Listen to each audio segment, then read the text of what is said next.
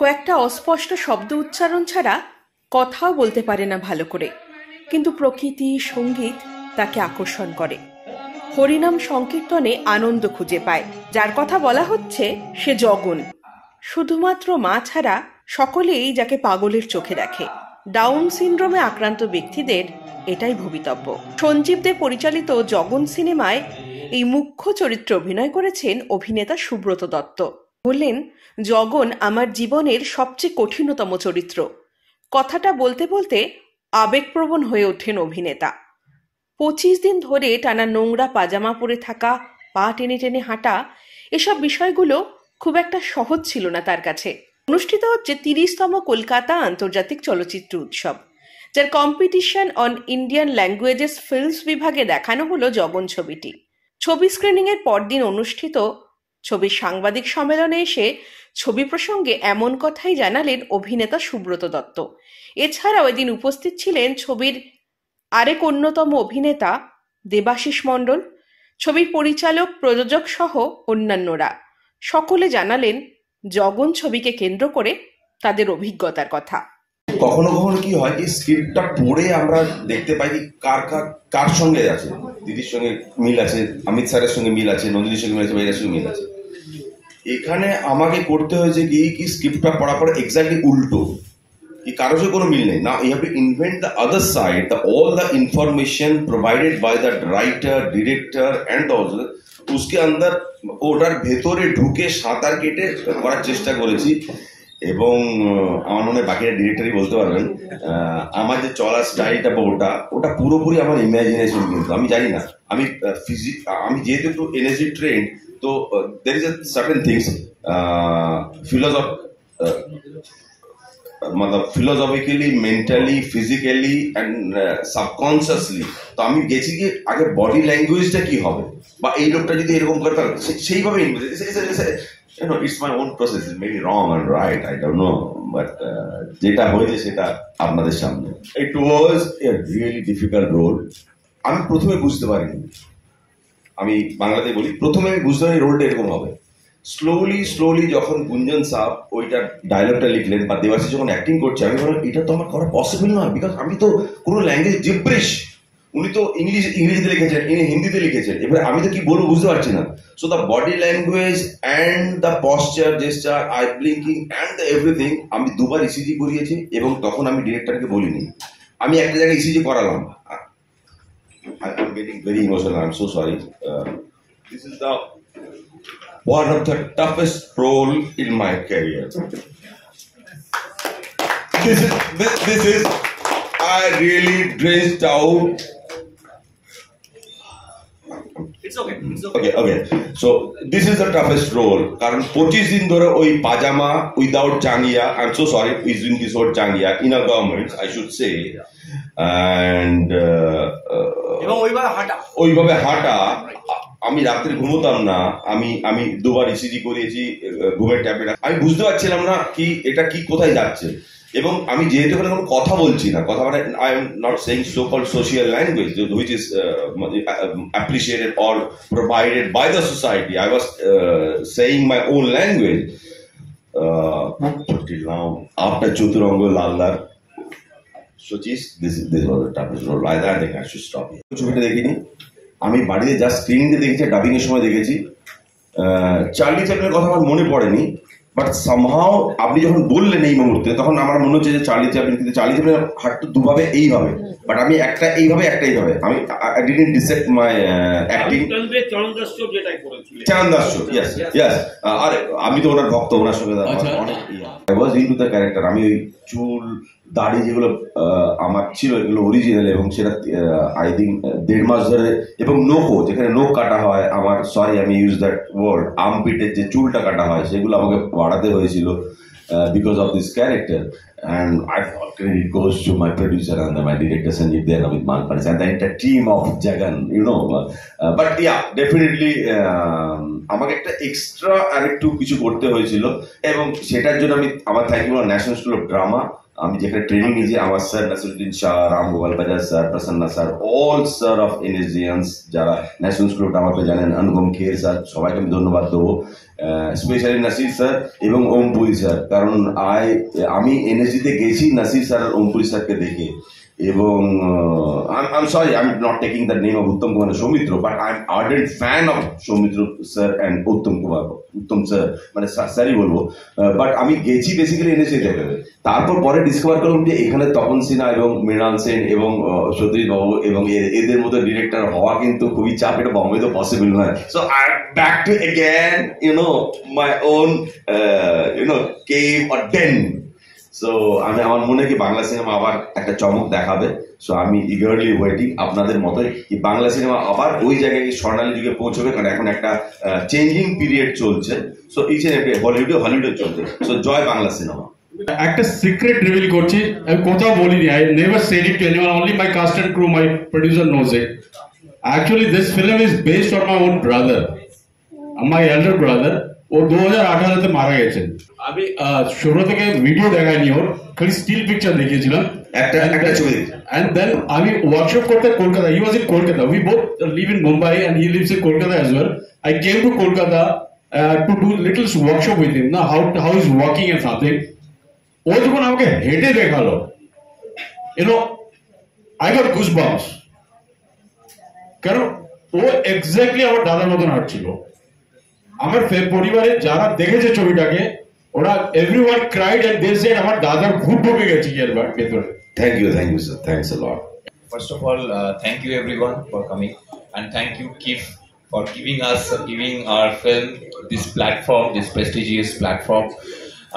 এটা আমার প্রথম ছবি যেটা কিফে সিলেক্ট হয়েছে, আমি খুব ভালো লাগছে, এবং কিফের পুরো টিমকে আমি ধন্যবাদ জানাতে চাই। As an artist, as an actor, সত্যি আপনারা সাথে আছেন বলেই আমরা এরকম ভাবে এত উদ্যম পাই, সাহস পাই ভালো ছবি বানানোর, এবং এই দর্শক যারা ভালো সিনেমা দেখতে চান তারা আসতে পারেন এবং দেখতে পারেন। আমাকে যখন এই ছবিটা যখন অফার হয় এবং যখন সঞ্জীব স্যার আমাকে যখন স্ক্রিপ্টটা পাঠান, আমার পড়ে সবার আগে যেটা মনে হয়েছিল, ক্যারেক্টারটা পড়ার পর উনি আমার কাজ দেখেছিলেন, মন্দা এবং স্বরূপালী of course, who played my mother. আমার প্রথম আমি এই স্ক্রিপ্টটা পড়ছিলাম আমার এক বন্ধুর সঙ্গে, এবং ওর শুনে প্রথম যখন বললো যে দিস ক্যারেক্টার এই ধরনের চরিত্র নিয়ে ছবি খুব কম হয়, এরকম যে একটা চরিত্র নিয়ে এরকম একজন কেউ ছবির কথা ভাবতে পেরেছেন এবং ছবি ভেবেছেন এবং বানিয়েছেন, তার জন্য সত্যি একটা হি deserves a big round of applause. এবং সত্যি পড়ার ডিরেক্টর এন্ড প্রোডিউসার আমি ব্যাংকক গিয়ে ট্যাটু করেছিলাম। ডাউন সিনড্রোম লোকদেরকে অ্যাটলিস্ট আমাদের সোসাইটিতে কিভাবে দেখা হয় সেটা আরো যদি আমি পার্ট 2 পার্ট 3 বানাই, I have so much of material to make it like it can be জাগান 2, 3 এন্ড অল দোস থিংস।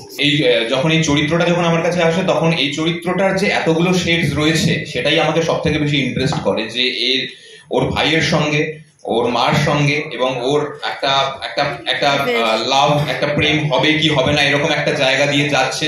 ওর আবার একটা কাজের জগৎ রয়েছে, সেখানে ওর উপর একটা চাপ রয়েছে, প্রত্যেকদিন কাজ করে যখন বাড়ি ফিরছে তখন ওর ভাই ফিরবে কি ফিরবে না সেটা একটা টেনশন আছে ফ্যামিলিতে, এবং সেটা দেখানো হয়েছে ছবিতে যে খুঁজে নিয়ে আয়। And he is very much irritated, ও সব দিক থেকে লাইফে খুব বুঝতে পারছে না কিভাবে আমি সামলাবো। তো এইরকম একটা ক্যারেক্টার প্লে করা, খুব ওই এজ লাইন দিয়ে এই ক্যারেক্টারটা প্লে করা, এই ব্যাপারটাই আমার কাছে খুব ইন্টারেস্টিং লেগেছিল। এবং এই ধরনের ক্যারেক্টার, এই যে ধরনের শেডস এখানে রয়েছে, এই ধরনের চরিত্র আমার কাছে আগে আসেনি। তো সেই বিষয়টা আমার খুব ভালো লেগেছিল, এবং যে সাবজেক্টটা নিয়ে ছবিটা হচ্ছে সেই এইরকম একটা চরিত্রকে এইভাবে দেখানো হচ্ছে, তো এই সমস্তটা আমার খুব ইন্টারেস্ট করেছিল। তো প্রিপারেশনের জন্য আমি আলাদা করে কিছু করিনি, আমি জাস্ট স্ক্রিপ্ট ফলো করেছি এবং ডাইরেক্টরের ইন্টারপ্রিটেশন নিয়ে ডাইরেক্টর যেভাবে দেখতে চাইছেন। মূলত এই ছবির ফোকাস সেটা হচ্ছে জাগানের ওপরই, এবং সে কিভাবে তার জীবনযাত্রা এবং জাগানকে কমপ্লিমেন্ট করছে এই সবকটা চরিত্র।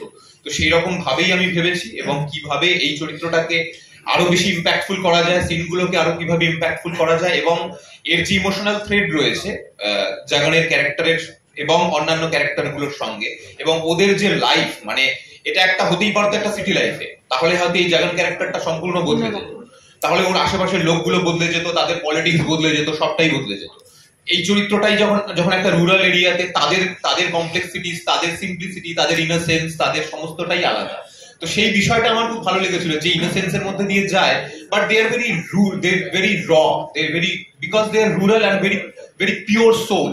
তো যা আছে মুখে সেটাই তারা বলে দিচ্ছে, কিন্তু এরকম নয় যে তাদের মধ্যে পলিটিক্স নেই, ফ্যামিলির মধ্যেও সেরকম একটা পলিটিক্স রয়েছে, সবটাই রয়েছে হয়তো। তো সেই জিনিসগুলোকে স্টাবলিশ করা প্রপারলি, তার সঙ্গে জাস্টিফাই করা, এই বিষয়টা আমার কাছে ইন্টারেস্টিং লেগেছিল, এবং এর জন্য আমি স্ক্রিপ্টই ফলো করেছি। এবং আফটার দ্য সিন আমি ডাইরেক্টরের সঙ্গে ডিসকাস করে, ডিরেক্টর যেরকম চাইছেন, যেভাবে দেখাতে চাইছেন কখনো, এবং he was very much sure about it, মানে আমি কি জন্য ছবিটা বানাচ্ছি, কি দেখাতে চাইছি, এবং কিভাবে কোনটা পোর্ট্রে হবে, কোনটা একটুখানি বেশি হলে ওটা ইন্টেনশনটা, ছবির ইন্টেনশন থেকে সরে যাচ্ছে। তো এইটা আমার খুব ভালো লেগেছিল, যে যেভাবে উনি ভেবেছেন, এবং he was very much clear about it. আমি একদম, মানে এই ছবিটা দেখে বুঝতেই পেরেছেন যে ছবিটা কোনো রকম কোনো বক্স অফিসকে প্লিজ করার জন্য, বা কোনো রকম ইভেন কোনো মানে ফেস্টিভ্যাল এবং কোনো স্যাটেলাইট কোনো কিছুকেই করে ভেবে বানানো হয়নি। জাস্ট ছবিটা একটা পিওরিটির জায়গা থেকে গল্পটা বলার চেষ্টা করা হয়েছে। তো সেই পিওরিটিটা আমাকে খুব টাচ করেছে। তো সেই জায়গা থেকে, এবং আমি যতবার ওনার সঙ্গে ডিসকাস করেছি ফিল্ম সিন করার পর, এবং he was very much clear about it, why he is making the film.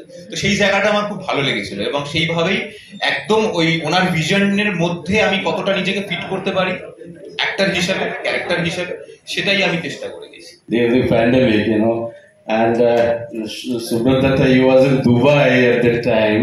He was shooting for a project over there, and then I said, I have an idea, let's do something together. And okay, I threw the idea with him. I thought he's the perfect guy to play the role of Jagan. And that's how the journey began, And since the story is set on a place which is surrounded by the Vaishnav culture, so I thought it should be shot either in Mayapur or Odisha. So finally we ended up shooting in Odisha.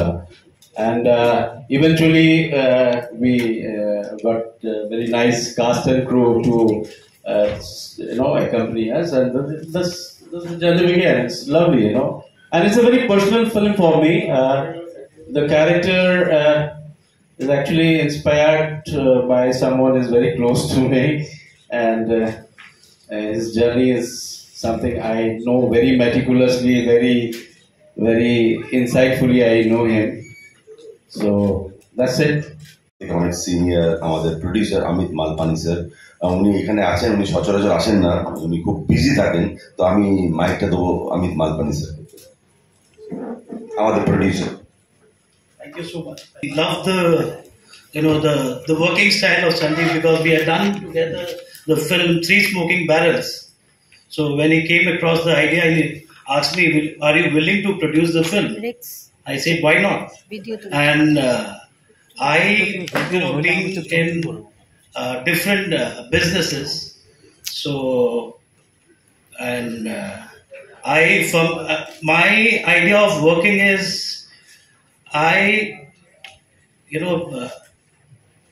I have a trust factor, because when you run a business, you have a judgment of people. And while working on Three Smoking Barrels, I was able to understand Sanjeev.